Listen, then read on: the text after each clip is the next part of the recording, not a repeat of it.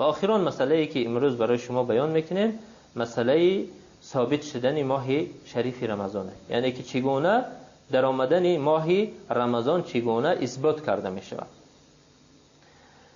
یثبت شهر رمضان برؤیت الهلال ولو من واحد عدل او اکمال عدة شعبان 30 یوما.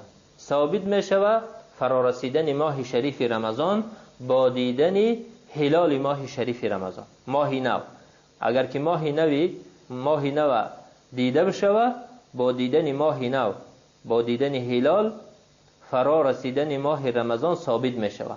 و یک نفر، یک انسانی که عدل است، اگر که هلال ماه رمضان بینه، با دیدن هموی روزه گرفتن ماه رمضان ثابت می شود. حاضر دلیلش ذکر میکنیم انشالله.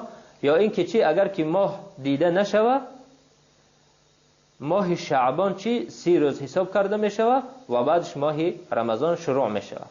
یعنی مثلا 29 اصلا دیدن هلال، برای دیدن هلال کی می برایند مردم؟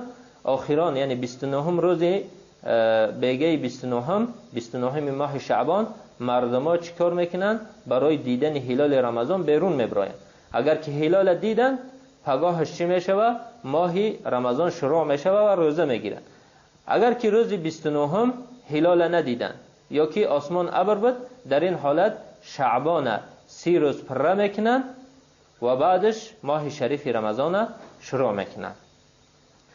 و از ابن عمر ثابت شده که ابن عمر میگه که قال ترى الناس الهلال فاخبرت رسول الله صلی الله علیه و سلم انی رأیته فصام و امر الناس بصيامه. دلیل آنه که دیدن یک انسان عدل کفایه از برای ثابت شدن، یعنی ثابت شدن فرا رسیدن ماه رمضان. حدیث ابن عمر می باشه که میگه که ترى الناس هلالا، یعنی مردم ها جمع شدن تا که هلال ماه رمضان بینن. فاخبرت رسول الله صلی الله علیه و سلم انی رأیته، یعنی که از همون مردمی جمع شدگی یگان کس ندیش، لیکن ابن عمر هلال همون روز دید و پیغمبر صلی الله علیه و سلم خبر کرد و میگه که خبر کردم پیغمبر صلی الله علیه و سلم که من هلال رمضان دیدم. فصام و امر الناس بصيامه، پگاهش پیغمبر صلی الله علیه و سلم روزه گرفت و همچنین مردم را امر کرد که روزه بگیرند. که این حدیث امام ابو داود و همچنین امام حاکم و امام ابن حبان روایت کرده است و حاکم و ابن حبان این حدیث صحیح گفتگی. وعن ابي هريره ان النبي صلى الله عليه وسلم قال صوموا لرؤيته وافطروا لرؤيته فان غم عليكم فاكملوا عده شعبان 30 يوما. و حدیثی که این حدیث امام بخاری و امام مسلم روایت کردگن از ابی هریره رضی الله عنه که میگه که ان النبي صلی الله علیه و سلم قال، پیغمبر صلی الله علیه و سلم گفت صوموا لرؤيته وافطروا لرؤيته، یعنی که روزه بگیره با دیدن هلال ماه رمضان. هلال ماه رمضان وقتی که دیده روزه بگیره.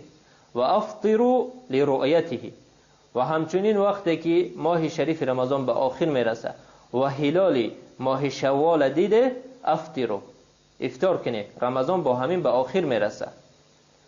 فإن غم علیکم، اگر که چی غم علیکم هلال ندیده، یا که غم یعنی که یوم غیم باشه، روز ابرناک باشه، بگاهی مثلا وقت دیدن هلال اگر که ابر باشه که هلال دیده نشوه، فاکملوا عده شعبان 30 یوما، پس روزهایی که ماه شعبان میگه 30 روز پره کنه و بعدش رمضان شروع کنه.